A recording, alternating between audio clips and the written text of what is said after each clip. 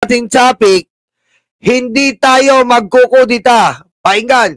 Kasunod na mga pasabog ni Zaldico, pinangambahan ng ilan na baka lalong tumindi ang galit ng bayan.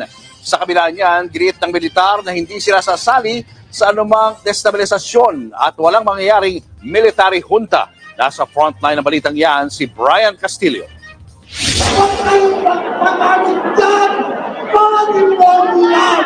Ang protestang yan noong September 21 sa People Power Monument sa EDSA. Mauulit daw sa linggo, 8 a.m. hanggang 10 p.m. Mangunguna sa rally ang mga retiradong military officer at general. Kasali rin ang grupong United People's Initiative at iba pang religious group at sector. 300,000 daw ang magpoprotesta. Kaya kanina, ininspeksyon ng mga pulis at tauhan ng Quezon City Local Government. Shout out sa ating DILG, sa ating PMP, sa ating AFP. Protektahan niyo po ang mga mamamayan. Meron po kami nababalitaan na magsasamantala dyan. At mismo nga po sa balita, may nagtanim na po ng tatlong granada. Okay? May nagtanim po ng 3 granada dyan sa palibot ng People Power Monument. Nahuli po ng kasundaluhan. Talagang may plano po sila na guluhin ito.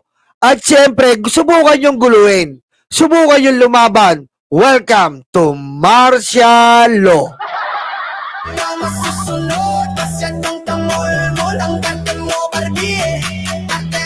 Welcome to martial law na tayo. Ha? Subukan nyo. Inuumpisahan nyo na, nagtatanim kayo ng granada, nagbabayad kayo 5,000 isang tao. Kapag medyo espesyal, talagang gaganap, 20,000. Kapag makikitsa ng pillbox, 20,000. Kapag talagang magsusunog ng mga larawan, 10,000 each. Alam namin ang galawan nyo. Intel to eh. Galit na galit yan. Tore na. Gusto niya ay sofa. Subo na. Pinahiya Bisaya. Tore na. Ang Barbie ay ginamaw. Subo na.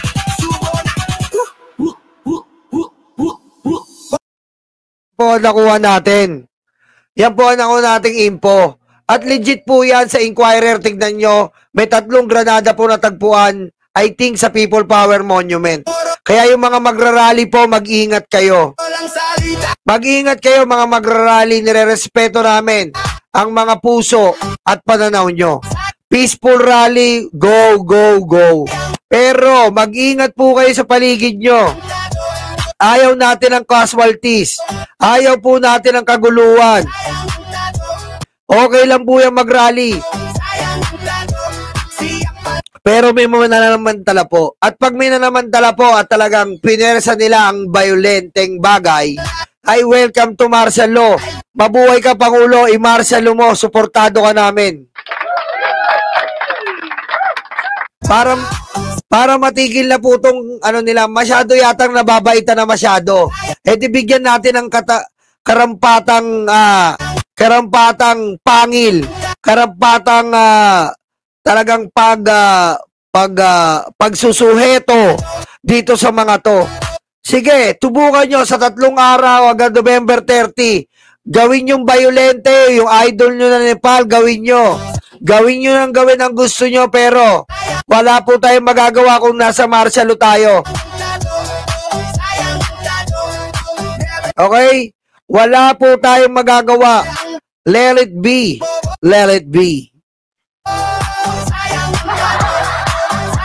Okay? Inuulit ko po, pinagdodoble ingat po natin ang ating mga kababayan. Mag-ingat po kayo, kundi doble, triple nyo. Alam ko po ang motibo nyo ay mag-rally. Pero meron pong mananamantala. Gaya po nung September 21. Ha? May mananamantala po. And ang hirap naman po kayo na inosente, ang motibo nyo lang ay ilabas yung sa loobin nyo, madadamay kayo sa kaguluhan. Baka malas madamay kayo sa casualty. Okay? Kaya mag-ingat po tayo.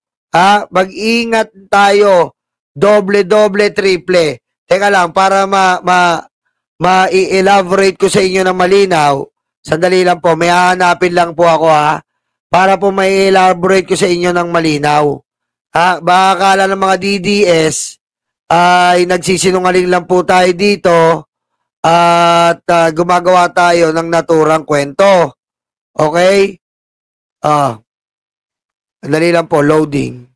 Loading. Eto. Sana yun? Di yan. Yan. AFP verifies reports of infiltrators grenade 3-day in protest. Ayan nagkaroon po ng na-infiltrate po nila ang mga granada. Dahil nga po, gigil na gigil sila na mapatalsik si Bongbong at may upo ang baliw nilang vice presidente. What the F? Ayan Ayan po, sa Inquirer, tignan nyo. Diretso natin to. Ang People Power Monument. Hindi natin kontrolado yung ibang grupo na dadalo, pero pakiusap natin na sana kung may mga ibang grupo naman is maayos yung pagpunta nila dito. Nakahanda naman po yung QCPD kung magkaroon man po ng anumang gulo. Kasabay ng rally sa EDSA, magsisimula rin sa linggo ang 3 araw na kilos protesta ng Iglesia ni Cristo sa Carino Grandstand sa Maynila. Paglilinaw ng INC, hindi sila nakikialam sa politika. Ihahayag lang daw nila ang kanilang damdamin sa mga nangyayaring kasamaan, sangkot ang mga opisyal ng pamahalaan.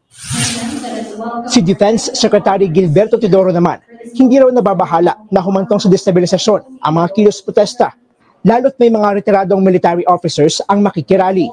How many are they? Actually, they're very few. The bulk of the retired officials, they do not speak for retired officials. Yes. Kasi ito, walang epekto sa armed forces tsaka sa police, no? Giit naman ng Armed Forces of the Philippines, walang aktibong sundalo ang sasali sa destabilisasyon. Hindi tayo magpupudeta, hindi tayo mag-military punta. Dahil ang kawabaw po ay ang ating bansa. Tingnan mo kawawa naman po talaga ang ating bansa sa totoo lang. Tayo po, sabi ko nga po sa Bengador, hindi po tayo dito nagpapalit ng t-shirt. Pagpalit mo ng t-shirt, diretso lakad. Hindi po ganon. Ito po ay totoong gobyerno ang papalitan mo. Hindi to pag nagpalit ka ng t-shirt mo, tapos na, wala na. Ang daming i-adjust yan, back to zero, hindi lang zero, negative po ang ratings ng bansa kung ganun. Kaya pag-isipan nyo maigi ang sinasabi ng AFP. Nagbabalita mula sa frontline, Brian Castillo, News 5. Eto pa po isa. Dito pa tayo sa isa.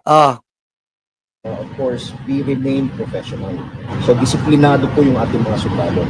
Kaya't itong mga nananawagan po na sumama yung mga sundalo sa mga rallies o kaya sa mga panawagan nila ng kudeta, wag na po kayong umasa na ang Armed Forces of the Philippines ay gagawa ng unconstitutional activities. So, Aray! Patay! Ang sakit! Pinakunahan mo naman General Browner Ba't pinapangunahan mo? Why don't you give them a chance? Give them a chance. Patay! Sinobra kagad ni General Browner na wala silang maasahan na tulong sa AFP. Ngayon, bakit naman ganon? Kapag wala ka pong AFP sa likuran mo sa mga pag-aalsa o pagpapalit ng gobyerno, it means nothing. It's useless. I don't know, I cannot stay anymore. Okay? Kasi po, importanteng parte po dyan ng AFP. Dahil ang AFP po ang magsisilbi, gaya po ng mga nakaraang mga pag-aalsa. Nakita natin ang mga function. We have seen the function of the AFP on how did they participate in the changing of the government. Okay? And if this AFP have did not cannot support your protest, it means nothing. Because kailangan po natin ang AFP sa mga pag-aalsa. 'Di ba? Wala po tayong resulta pag wala ang AFP. General Browner, aray ko. We will not resort to unconstitutional means to bring about change. We will stick to the rule of law at hindi po tayo lalabag dito. Hindi tayo magpupudeta, hindi tayo military junta.